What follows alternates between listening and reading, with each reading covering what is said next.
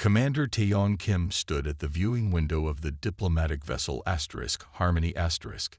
His hands were clasped behind his back as he watched the alien ship approach. His heart beat faster, but his face showed nothing. Today would change human history forever.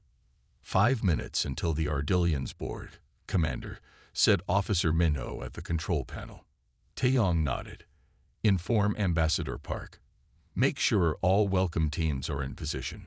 For decades, humans had explored deep space, hoping to find other intelligent life. Now they had.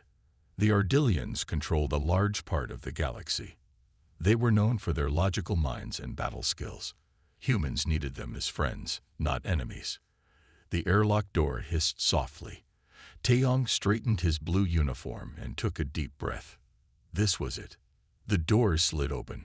3 tall, thin beings stepped through. Their skin shimmered with blues and greens that shifted like oil on water. They had 4 arms each, and their eyes were large and completely black. They wore simple white robes with strange symbols. Ambassador Ju Park stepped forward, her red diplomatic uniform bright against the ship's gray walls. Welcome to the Harmony. I am Ambassador Park of the United Earth Government. We are honored by your presence. The tallest Ardillian moved forward. Its voice came from a small device at its neck, translating its clicking language. I am High Delegate Vren. We acknowledge your welcome. The Ardillians didn't smile. They didn't offer hands to shake. They simply looked around with those dark eyes, taking in everything. Ju gestured toward a hallway. Please, follow me to our meeting room. We have prepared refreshments and information about Earth. As they walked, Taeyong noticed how the Ardillians moved. They were graceful but always alert, like soldiers expecting trouble. He had been a soldier for 20 years. He recognized the way they checked every door, noted every crew member. The meeting room had a long table with Earth foods, drinks, and gifts. Large screens showed images of Earth, its oceans, mountains, cities, and people. The Ardillians sat down stiffly. They did not touch the food.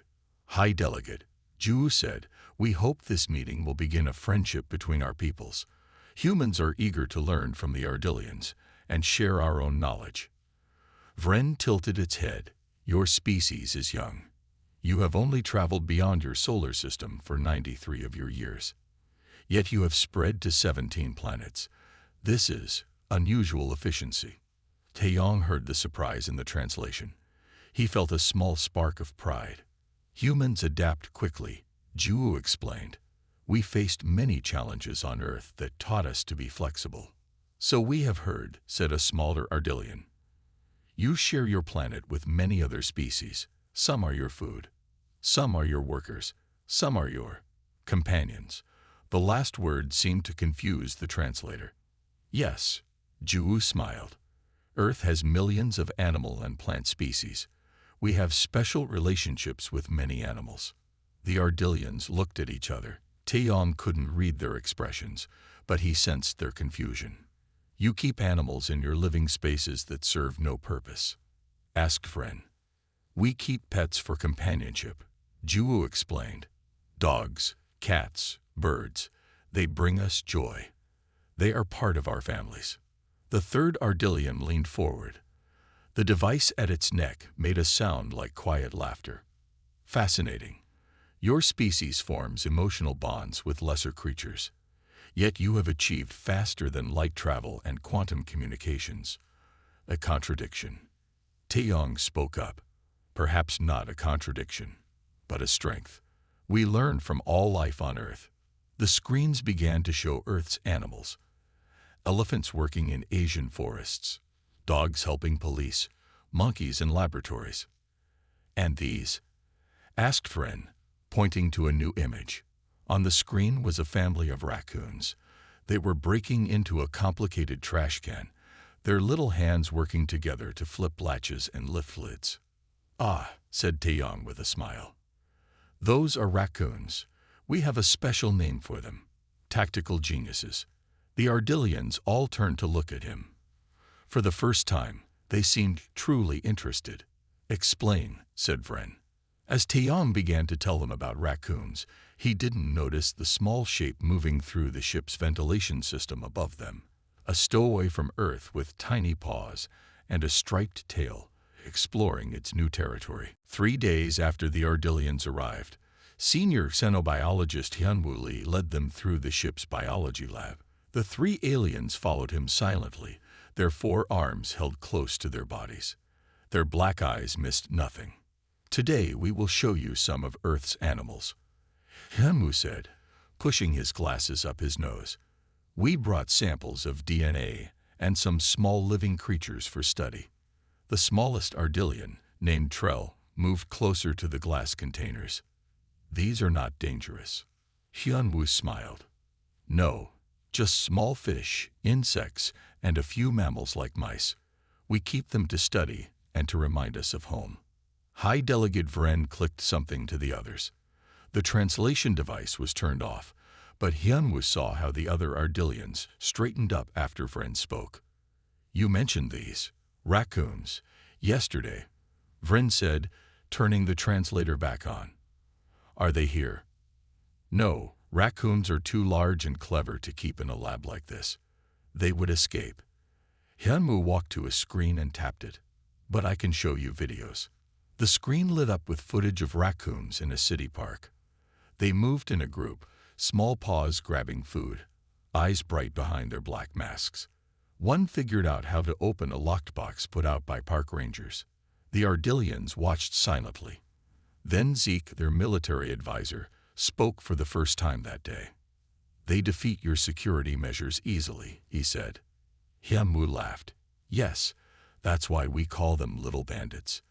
People try to raccoon-proof their trash cans and food containers, but the raccoons always find a way in."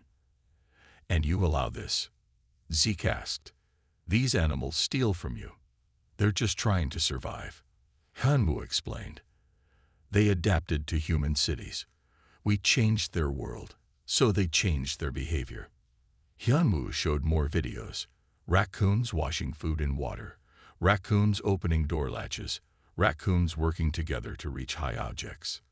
"Their paws are very sensitive," he explained, "almost like human hands, and they can remember solutions to problems for years."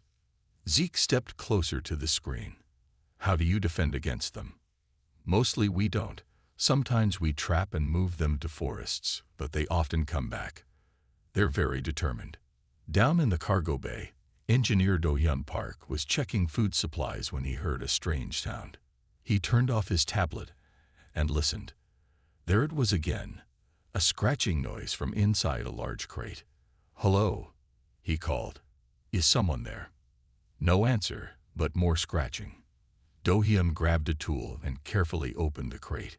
Inside, nestled among bags of rice and dried food, was a family of raccoons.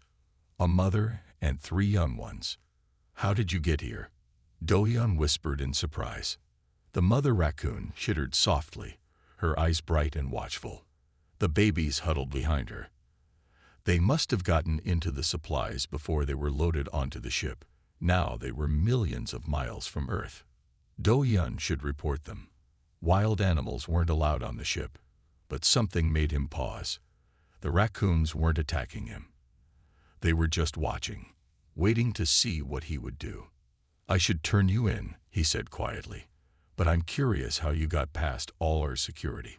He reached into his pocket and pulled out a protein bar. He broke off a piece and set it down near the crate. The mother raccoon sniffed the air, but didn't move. "Smart," Do-hyun said with a smile. "You don't trust me yet." He backed away several steps. Only then did the raccoon dart forward, grab the food, and retreat to her babies. They shared the small meal while watching Do-hyun carefully. "You know what?" Do-hyun said, making a decision. "I won't tell anyone about you yet. Let's see what you do. Consider it a scientific study." As Do-hyun left, he didn't see the mother raccoon slip out of the crate. She watched which buttons he pressed to lock the door, her clever eyes missing nothing. The big meeting room was silent as dinner ended. Humans and Ardillians sat around a long table. The humans smiled. The Ardillians did not. High Delegate Vren stood up. We have watched your people for 3 days now. You have shown us your technology, your animals, and your customs. Ambassador Ju Park nodded. We hope you found it interesting. Interesting, yes, said Vren. But we have concerns. Commander Taeyeon Kim set down his glass. He knew that tone. It was the same in any language. Trouble was coming. What concerns? Asked Ju carefully. Your species is young, said Vren.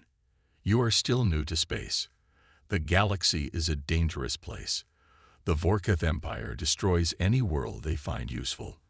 They have taken 12 planets in just the last year. That is why we seek allies, said Ju. Together, we can stand against them.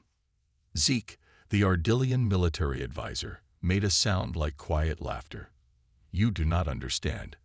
We need allies who can fight, who can think like warriors. Humans are soft. You keep animals as friends. You make decisions based on feelings. Commander Subin Kang, who had been quiet all evening, pushed back his chair and stood up. He was shorter than Taeyeon, but his shoulders were broad, and his eyes were sharp. I am a commander in the Earth Defense Force, he said. I have fought pirates and criminals across 3 star systems. Humans are not soft. Perhaps not all, admitted Zeke. But your tactical thinking is simple, predictable. The Vorkath would destroy you easily. The room grew tense. Ju tried to speak, but Subin cut her off. Then let us prove ourselves, he said. I challenge you to tactical games, war simulations, strategy tests. Then you will see how humans think. The Ardillians clicked to each other rapidly. Finally, Vren nodded. We accept your challenge. 3 tests over 3 days. If you impress us, we will consider your request for alliance. Jumu looked worried, but she agreed. The meeting ended, and the humans gathered in a small room away from the Ardillians. That was risky, Ju said to Subin. What if we lose? Then we find other allies, said Subin confidently. But we won't lose. I have studied the Ardillians for months. They are logical, yes, but that makes them predictable. Taeyeon was not so sure. They have fought in real wars. Subin. They have more experience than us. Experience isn't everything, said Subin. We have imagination. That's what they don't understand yet. In the ship's air ducts, the mother raccoon led her babies through the dark tunnels. They had already found the kitchen and stolen food. Now they were exploring more of the ship. The smallest baby raccoon stopped at a grate and looked down. Below it could see strange creatures with 4 arms talking to each other. One of them placed a shiny round object on a shelf. It glowed with soft blue light. The mother raccoon chittered softly, calling her baby back. But the little one had already memorized where the shiny thing was. Raccoons loved shiny things. Back in the cargo bay, Engineer Doyun had noticed the raccoons were gone from the crate. Instead of reporting them, he set up small cameras. He wanted to see what they would do. Let's see how smart you really are, he whispered as he checked the footage. The screens showed the raccoons figuring out how to open doors, climb through impossible spaces, and avoid being seen by the crew. Dohyun smiled. Tactical geniuses indeed. I wonder where you'll go next. He didn't know that soon. Those little bandits would change the future for both humans and Ardillians. The first tactical game was hard for the humans. Commander Subin Kang sat with his team, officers Minja Choi and Yona Shin, in front of a large screen. The Ardillians sat across from them. Between them was a virtual battlefield. The game was simple. Capture the enemy base while protecting your own. But the Ardillians were too good. They calculated every move perfectly. After 2 hours, the humans lost. You relied too much on direct attacks, said Zeke, the Ardillian military advisor. Predictable. Inefficient. Subin kept his face calm, but inside he was angry. Tomorrow will be different. The second game the next day was about protecting space shipping lanes from pirates.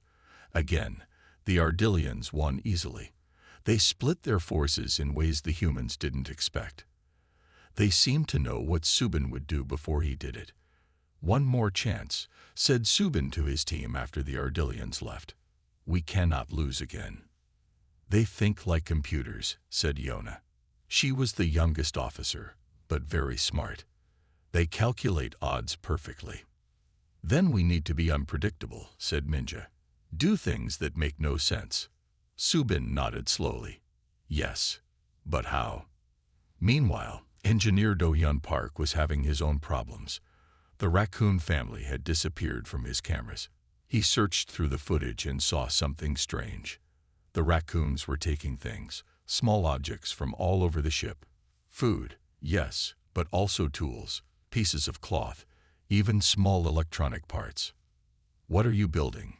he wondered. He finally found them in a small, unused storage room. They had made a nest with the stolen items.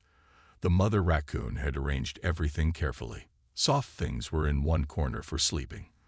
Food was hidden in several places, and in the center was a collection of shiny objects, buttons, metal pieces, and something that made Do-Hyun's heart stop.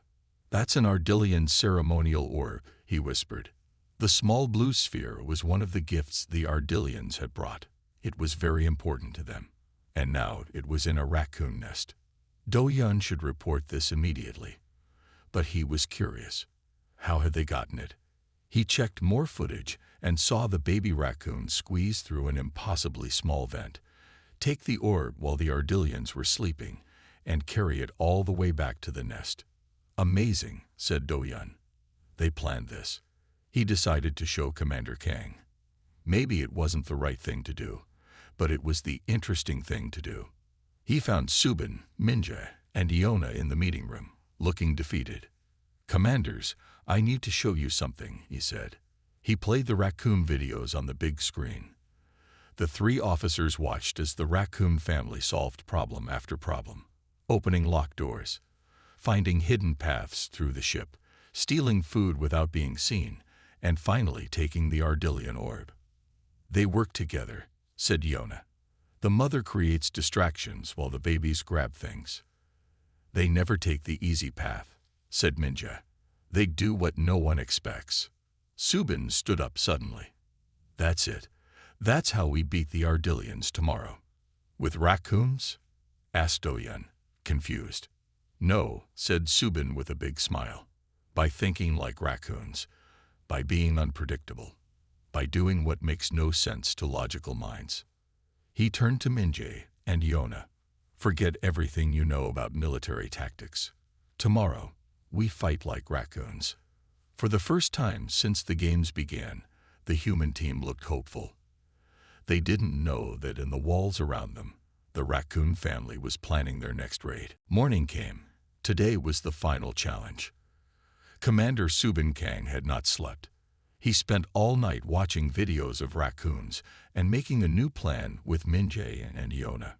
The Ardillians entered the meeting room looking confident. Zeke, their military advisor, almost seemed to smile. "Are you ready for your final defeat?" he asked. "We are ready to surprise you," said Subin calmly. High Delegate Vren stepped forward. "Today's challenge is different. We will use the ship's main tactical room. The simulation will be more realistic." Ambassador Ju Park looked worried. "What kind of simulation?" "War," said Vren simply. "The Vorkath Empire against a small human colony. We will play the Vorkath. You will defend the colony." The humans followed the Ardillians to the tactical room. It was large, with many screens showing a small planet. On the screens, 10 human settlements were marked with green dots. Far away in space, a large fleet of red dots was coming. "The Vorkath have more ships, more weapons, and more soldiers," explained Zeke. "Just like in real life. You have only a few defenses and 3 small ships." Subin looked at the screens, then at his team. They nodded. They were ready. "We accept," said Subin. "But I have a request. I want to choose where our defenses are placed." Zeke looked surprised but agreed. Subin smiled and began to move the defense markers on the screen. He didn't put them in normal places like around the settlements or at high points. Instead, he put them in strange locations, in valleys, behind small hills, and even in a river. "What are you doing?" asked Vren, confused. "You'll see," said Subin. The game began. The Ardillians moved their ships in perfect formation toward the planet. They expected the humans to defend from the sky, or to hide their people in the strongest settlement. Instead, the humans did something strange. They sent their 3 ships in different directions, not toward the enemy, but away from the fight. The settlement suddenly went dark, as if all power was turned off. "What is this?" asked Zeke. "Are you giving up?" "No," said Yona with a small smile. "We're adapting." The Ardillian ships landed near the largest settlement. In the simulation, their soldiers found empty buildings. The humans seemed to be gone. The Ardillians moved deeper into the settlement, searching. That's when the humans attacked, not with big weapons or ships, but with small, hidden traps. Some Ardillian soldiers fell into covered pits. Others were caught in nets that came from nowhere. Strange devices made loud noises that confused their sensors. From hidden tunnels under the ground, human fighters appeared, attacked quickly, and then disappeared again. They never fought directly. They struck from behind, from above, from places no one would think to look. The Ardillians tried to regroup, but the humans had changed the battlefield. They used the environment, setting fires to create smoke, breaking dams to flood areas, dropping trees to block paths. "This is not proper warfare," said Zeke angrily. "No," agreed Subin. "It's survival. It's adapting. It's fighting like the clever animals of Earth." Hour after hour, the Ardillians lost more soldiers. They couldn't predict where the humans would strike next. Finally, Vren raised a hand. "Enough," said the High Delegate. "This simulation is over." The screens froze. Everyone was quiet. "You have won," said Vren slowly. "But I do not understand how." Subin smiled. "We learned from an unexpected teacher. It's time you met them." He pressed a button on his communicator. "Do-hyun, bring our tactical advisors to the main room. It's time for the Ardillians to understand why humans call Raccoons tactical geniuses." Everyone waited in the big meeting room. The Ardillians stood stiffly, their 4 arms at their sides. The humans tried not to smile. They had won the final challenge, but now came the most important part. The door opened. Engineer Do-hyun Park entered, carrying a large clear box. Inside was the mother raccoon and her 3 babies. They'd moved around, touching the sides of the box with their small black hands. "What is this?" asked High Delegate Vren. "These are raccoons," said Subin. "They have been living on our ship, hidden from everyone, since we left Earth."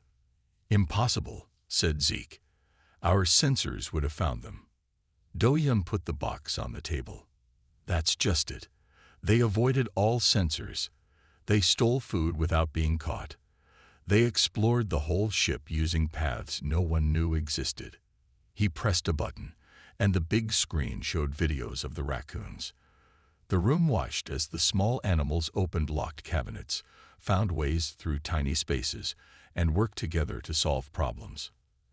"And they took this," said Do-hyun, holding up the blue Ardillian orb. Zeke stepped forward quickly. "That is sacred to us. How did they get it?"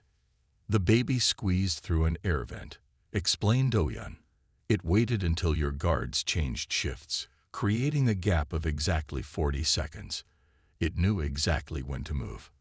The Ardillians looked at the raccoons with new interest. Vren moved closer to the box. "These small creatures inspired your tactics today?" he asked. "Yes," said Subin.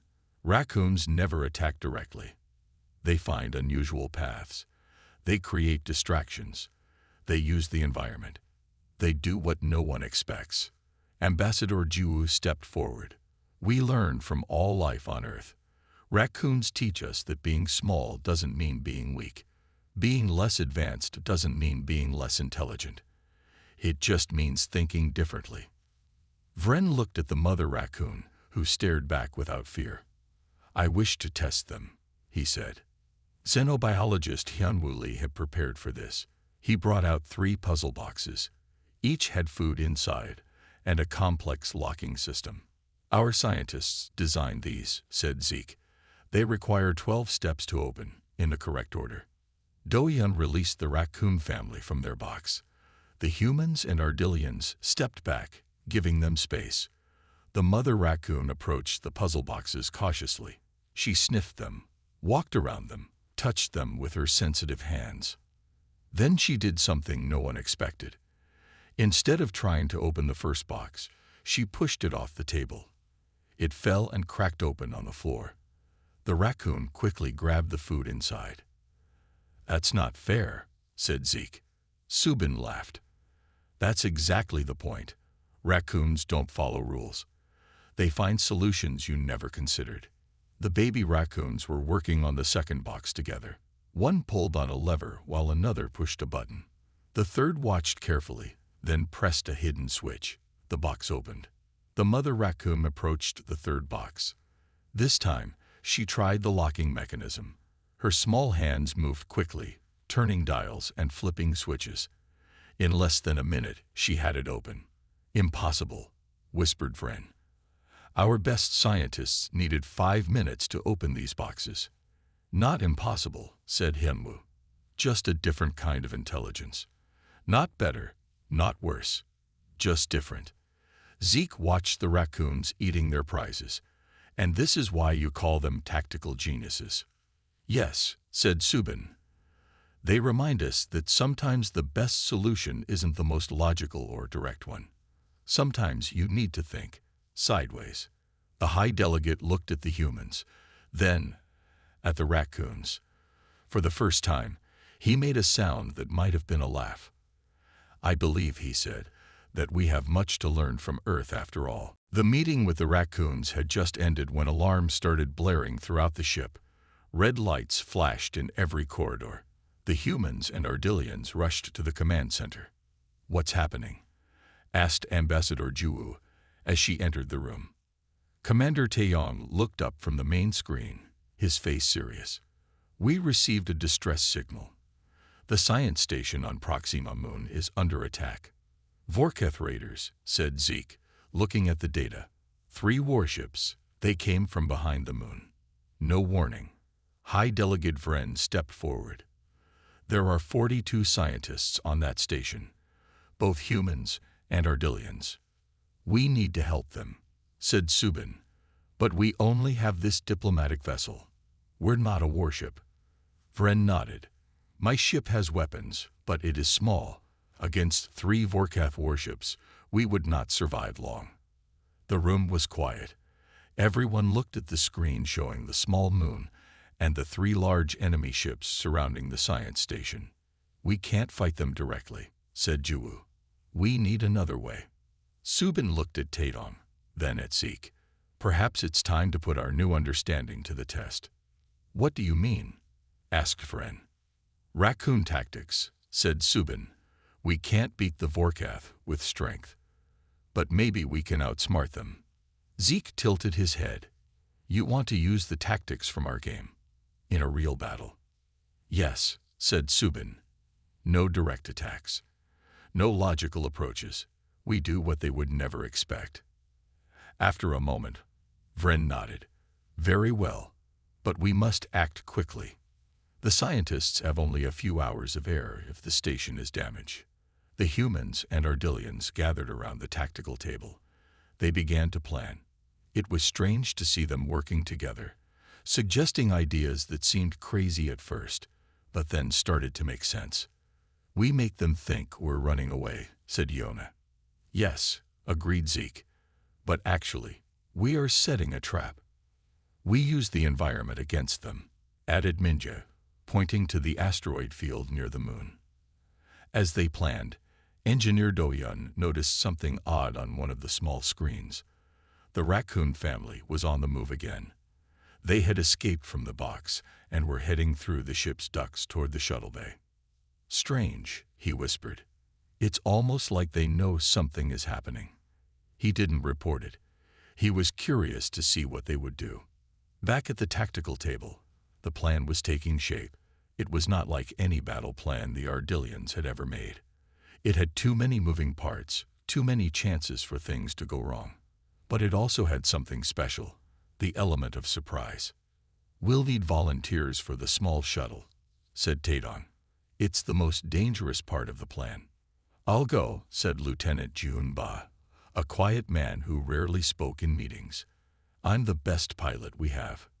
"I will join you," said Zeke, surprising everyone. "I wish to see these raccoon tactics in action." Vren turned to Jiwoo. "Ambassador, we must contact both our governments. If we succeed, this could be the beginning of a true alliance. If we fail—" "We won't fail," said Subin confidently. "The Vorkath expect us to behave logically. They expect us to follow the rules of engagement. We won't do either of those things." As the teams prepared, loading weapons and checking systems, Do-Hyun's small screen showed the Raccoon family entering a shuttle. Somehow they had opened the door and made their way inside. "What are you up to?" he wondered aloud. He didn't know it yet, but those small animals would soon play a bigger role in the coming battle than anyone could imagine. "All ships ready," said Commander Taeyong from the command center. "Operation Midnight Bandit begins now." 3 small ships left the main vessels. One was piloted by Lieutenant Jihoon-ba with Zeke beside him. They flew directly away from the science station, as if running from the fight. "The Vorkath ships are following us," reported Jihoon. "Just as we hoped." On the main screen, everyone watched as one of the large enemy ships broke away to chase Jihoon's small shuttle. It was working. The second shuttle, piloted by Minja, released hundreds of small metal pieces into space, then hid behind the moon. The metal pieces floated toward the second Vorkath ship, looking like space junk on their sensors. "They're not paying attention to the debris," said Subin. "Good." The third part of the plan was the most dangerous. Yeona piloted the third shuttle directly toward the asteroid field. The third Vorkath ship followed her, weapons ready. "Entering the asteroid field now," said Yeona, her voice calm. "They're still behind me." What the Vorkath didn't know was that the humans had placed small explosives on several asteroids the day before, during a routine mining operation. It wasn't a coincidence. It was preparation. "Now," ordered Subin. Yeona pressed a button. The explosives detonated, sending dozens of asteroids flying toward the Vorkath ship. At the same time, the metal pieces near the second ship suddenly activated. They were tiny magnetic drones that attached to the ship's hull, disrupting their sensors. "First ship still following us," reported Jihoon, leading them to position. His shuttle flew toward a specific point in space. The Vorkath ship followed, eager to destroy the fleeing humans. "Ready the main weapon," said Vren from the Ardillian vessel. The Ardillian ship had been hiding behind a large asteroid. Now it emerged, its main cannon charged and ready. The Vorkath ship following Jihoon had no time to turn around. "Fire," said Vren simply. A bright beam shot from the Ardillian ship, hitting the Vorkath vessel's engines. The ship spun out of control. "1 down," said Taeyong. 2 to go. In the asteroid field, Yeona's shuttle was dodging rocks and debris, while the Vorkath ship struggled to follow. Its shields were failing from multiple asteroid impacts. "Releasing the package," said Yeona. Her shuttle dropped what looked like a small escape pod. It floated toward the Vorkath ship, appearing harmless on their sensors. The pod attached to the ship's hull. Inside the pod were 4 small shapes with striped tails. "The Raccoons are in position," said Do-Hyun, watching from a special screen. He had discovered their presence in the pod just before launch, but had decided to let them stay. Sometimes, chaos was useful. The Raccoon family had found a way into the Vorkath ship through a small maintenance hatch. Now they moved through the enemy vessel, pulling at wires, pressing buttons, and causing confusion. Alarms began to sound on the Vorkath ship. Systems failed. Lights flickered. The Raccoons had found the electrical control room. "What's happening?" asked Juwu, watching the enemy ship start to drift. "Our small friends are creating a diversion," said Do-yeon with a smile. The third Vorkath ship, blinded by the magnetic drones, was now turning in circles, firing at shadows. "All teams," said Subin, "execute final phase." The humans and Ardillians worked together perfectly. Their ships moved in carefully planned patterns, firing at the confused Vorkath vessels from unexpected angles. The battle was short. Within 20 minutes, all 3 enemy ships were disabled. "The science station is safe," reported Taeyong. "All Vorkath ships have powered down." The room erupted in cheers. Humans and Ardillians celebrated together. Even Friends seemed pleased. "Operation Midnight Bandit is a success," he said. "Your raccoon tactics have proven their worth." Subin smiled. "Now we just need to collect our little tactical advisors before they steal everything on the Vorkath ship."